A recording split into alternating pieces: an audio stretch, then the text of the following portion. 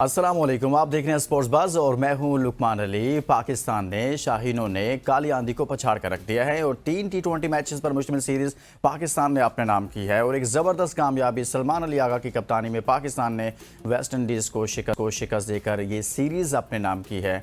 और एक तरह से देखा जाए तो एशिया कप से पहले पाकिस्तान के लिए एक बड़ी कामयाबी है। आज तीसरे मैच की बात करें तो तीसरे मैच में मजमूई तौर पर पाकिस्तान ने पहले खेलते हुए 20 ओवर्स में 189 रन बनाए थे और जवाब में वेस्ट इंडीज़ की टीम 176 रन बना सकी और वो मैच नहीं जीत सके। सो पाकिस्तान ने आज ज़बरदस्त परफॉर्मेंस दी और पाकिस्तान की जानिब से आज साहब फरहान ने 74 रन बनाए हैं, साइम अयूब ने 66 रन बनाए हैं। बहुत अच्छी बात यह है कि साहबजादा फरहान अच्छा परफॉर्म कर रहे हैं और फिर साइम अयूब जिन्होंने इससे पहले वाले मैच में भी अच्छा परफॉर्म किया था और इस मैच में भी अच्छा परफॉर्म किया है, तो वो इस वक्त टॉप स्कोरर भी बन गए हैं इस इवेंट में। आज के इस प्रोग्राम में हम बात करेंगे पाकिस्तान की इस ज़बरदस्त कामयाबी के हवाले से और साथ में हम बात करेंगे कि कौन कौन सा ऐसा प्लेयर है जिसने इस सीरीज़ में अच्छा परफॉर्म किया है। हमारे साथ मौजूद हैं सीनियर सहाफ़ी अबू बकर बिन तलत, उनसे बात करते हैं। स्टूडियो में हमारे साथ मौजूद अबू बकर, बहुत बहुत शुक्रिया आपने हमारे लिए वक्त निकाला।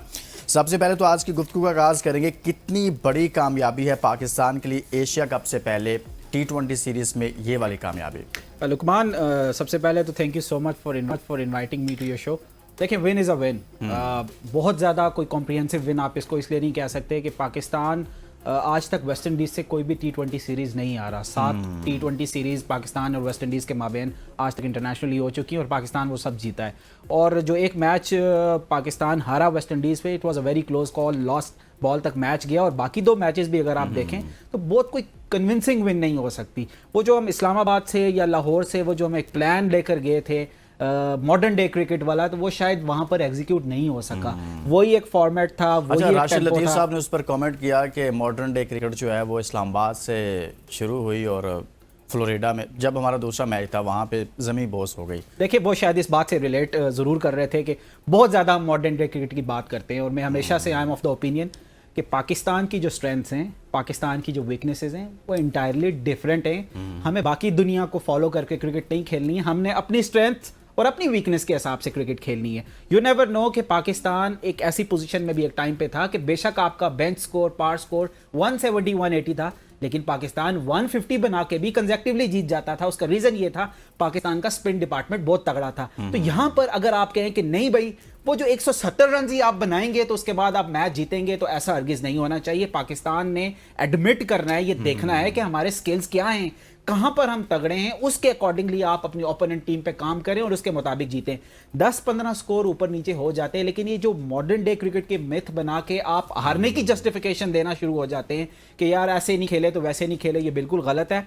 कॉन्फिडेंस बूस्टर के तौर पे सलमान अली आगा के लिए एज अ कैप्टन स्पेशली ये बहुत अच्छी एक सीरीज रही, क्योंकि जिस तरह आपने इंट्रो में भी बोला कि एशिया कप से पहले ये बड़ी इंपॉर्टेंट सीरीज थी और जब आप एक विनिंग मोमेंटम के साथ, विनिंग नोट के साथ जब किसी बड़े इवेंट पे जाते हैं तो डेफिनेटली उसका फायदा जरूर होता है, जो कि होगा। और आप देखना ये है कि ऑल्दो इसके बाद पाकिस्तान ने वेस्ट इंडीज में ब्रायन लारा अकेडमी में जाकर जो 3 ODIs खेलने, उसका असर जरूर होगा। अगर पाकिस्तान 3 ODIs भी जीतने के बाद ट्राई नेशन सीरीज यूएई में और उसके बाद एशिया कप में जाता है तो पाकिस्तान के लिए बहुत ही मोरल बूस्टिंग होगा। आपने बड़ी ज़बरदस्त बात की है। अच्छा, इसमें हम जो अहम चीज़ है ना वो ये भी डिस्कस करना चाहते हैं कि साइम अयूब आपको पता है इंजरी के बाद वापस आए थे और वो उस तरह से शायद परफॉर्म नहीं कर पा रहे थे, लेकिन लास्ट 2 मैचेस में उन्होंने अच्छे स्कोर किए, इस मैच में भी किए और मजमूई तौर पर अगर देखा जाए तो वो टॉपर हैं इस सीरीज़ में, सबसे ज़्यादा रन किए हैं। 3 मैचेस 130 रन किए, 43 की उनकी एवरेज है, 135 का स्ट्राइक रेट है। साइम का फॉर्म में आ जाना कितनी बड़ी खबर है पाकिस्तान क्रिकेट के लिए? लुकमान, आपको अगर याद होगा कि हम जब इंडिया वर्ल्ड कप के लिए जा रहे थे और पाकिस्तान के लिए बड़ा ही एक डिसअपॉइंटेड था, एक आप कह लें कि सेटबैक था कि जब फ़खर जमान या इस तरह के बड़े प्लेयर्स पाकिस्तान की टीम का हिस्सा नहीं बन सके। इस तरह कई दफ़ा हुआ कि पाकिस्तान जो है वो बड़े इवेंट पे जा रहा होता है और 11th आवर पे अगर आपका एक मेन प्लेयर जो है वो अनफिट हो जाए तो पूरा आपकी केमिस्ट्री कोलैप्स कर जाती है। साइम अयूब एक बेसिकली रिप्लेसमेंट थी, क्योंकि फ़खर जमान के साथ का हमारे पास और कोई लेफ्ट हैंडेड प्लेयर नहीं था। साइम अयूब ने ये क्वेश्चन दे दिया है और आप अंदाजा करें कि जब से फ़खर जमान अगर नहीं भी है, अनफिट है या टीम से इन एंड आउट, अब आपको उस तरह से कमी महसूस नहीं होती? बिल्कुल सही कह रहे हैं आप। देख, ये होती है बेंच स्ट्रेंथ। 3 मैचेस में से 250 साइम अयूब ने की और definitely he is one of the future prospects for Pakistan, specially white ball cricket में। अब आहिस्ता आहिस्ता एक ऑटोमेटिक चॉइस बनते जा रहे हैं और शायद शाहिन अयूब के बगैर टीम का कॉम्बिनेशन भी मुश्किल होता जा रहा है। बेशक अगर फखर जमान आते भी हैं तो उसके बाद आपको शाहिन अयूब को लाजमी सूरत में रखना होगा। अच्छा। देन मैं एक अगर आप जी। इजाजत दें, अब यहाँ पर पाकिस्तान की मैनेजमेंट के लिए थोड़ा सा क्वेश्चन जो है ना वो यहाँ पे रेज होना शुरू हो गया और उनके लिए टफ डिसीजन है। फॉर द फर्स्ट टाइम हमारे जो 3-4 के स्लॉट्स हैं उनमें बड़ा हैवी कंपटीशन है। आप साहिबजादा फरहान को अगर देखें, उसके बाद सलमान अली आगा की भी what I feel is captain बनने के बाद उनकी जो जेन्युइन पोजीशन बनती है इट्स वन डाउन। आप मोहम्मद हारिस को उस तरह फोर्स ना करें कि वो अपनी नेचुरल गेम से हट के कोई और गेम खेलने की कोशिश करें। आप उसको मिडल ओवर्स में, डेप्थ ओवर्स में रखें। हारिस को आपको पता है कि वन मोमेंटम में खेलना आता है और उसी में वो अच्छे हैं। अगर आप उनको लाइसेंस देंगे कि वो अपनी नेचुरल गेम करें तो ये बहुत इंपॉर्टेंट होगा कि आपने कॉम्बिनेशन कैसा बनाना है टॉप 3 और उसके बाद कौन से प्लेयर को आपने जब नीचे कॉम्बिनेशन की बात कर दी है ना, तो यहाँ पर आपने खुद भी कहा कि फखर जमान अब हो या ना हो ऐसी कमी महसूस नहीं होती। जाहिर सी बात है वो बड़ा प्लेयर है, लेकिन इसके बावजूद कि आपके पास शाहिन अयूब आ चुका है, आप उस पर सोचना शुरू कर देते नहीं यार कोई मसला नहीं, काम चल जाएगा। लेकिन यहाँ पर साहिबजादा फरहान भी हैं। अच्छा, साइम पर आपने बात की। साहिबजादा फरहान ने 91 रन किए हैं इस सीरीज़ में 3 मैचेस में, 30 की एवरेज है, 126 का उनका स्ट्राइक रेट है।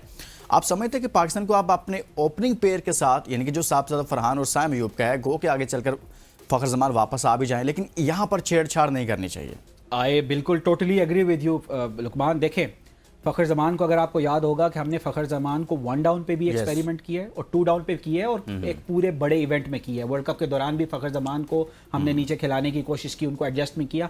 और Fakhar Zaman is the type of player जिस तरह की रडार में शॉट्स है उनके पास और बड़ी हिट्स हैं, वो खेल सकते हैं 1 डाउन पे भी और 2 डाउन पे भी। तो मेरे ख्याल से पाकिस्तान साहिबजादा फरहान को ही लेफ्ट रखना राइट चाहिए। का कॉम्बिनेशन भी मेंटेन रहेगा और दोनों बहुत अच्छी फॉर्म में हैं। ऑल्दो के साहिबजादा फरहान ने अगर रन्स कम भी किए हैं तो he was middling the ball. आप उसको ये कॉन्फिडेंस देकर देखें एक दफा कि आप ही हमारे ओपनर हैं, आपको हम रखेंगे, गो फॉर द किल, आपको पूरी सपोर्ट मौजूद है।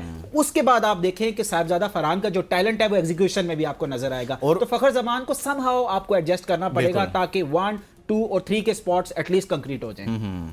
बहुत अच्छी बात की अबू बकर बिन तलत ने इस हवाले से कि साहिबजादा फरहान को लेना चाहिए और उस तरह का कॉन्फिडेंस देना चाहिए जो आपने शाहिन अयूब को दिया था। उससे भी वो मुसलसल फ्लॉप हो रहा था, बट आपने उसे बहुत सारी सीरीज, बहुत सारे मैचेस दिए, देन वो उसने अपना आप दिखाया। तो साहिबजादा फरहान के बारे में भी आपको ऐसा ही करना चाहिए और कुछ छेड़छाड़ नहीं करनी चाहिए। आपको एक अच्छा ओपनर मिल गया। एक ब्रेक लेते हैं, ब्रेक के बाद वापस आते हैं तो मजीद बात करते हैं पाकिस्तान की बॉलिंग के हवाले से भी और ख़ास तौर पर हसन नवाज, मोहम्मद नवाज के हवाले से भी। इस ब्रेक के बाद स्टे विद अस।